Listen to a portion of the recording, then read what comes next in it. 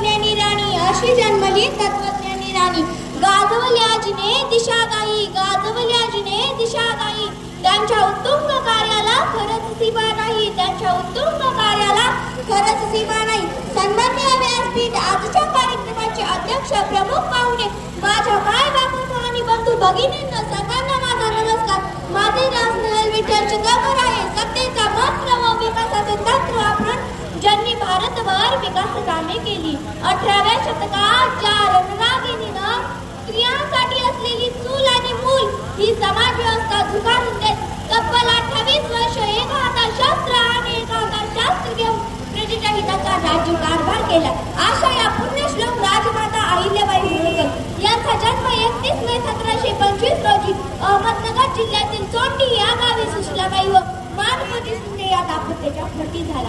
मनगटात ताकदयांच्या तलवारीत आग होती. इंग्रजांनाही दाद न देण्याची जिद्दच त्यांची न्यारी होती. राणी असूनही वेगळी जिची छाप होती. अशी राणी अहिल्याबाई होती. लहानपणापासून अतिशय त्या हुशार व चाणक्य होत्या. त्या काळी स्त्रियांवर अनेक प्रकारची बंधने असतानाही त्यांच्या वडिलांनी अहिल्याबाईंना शिकण्यास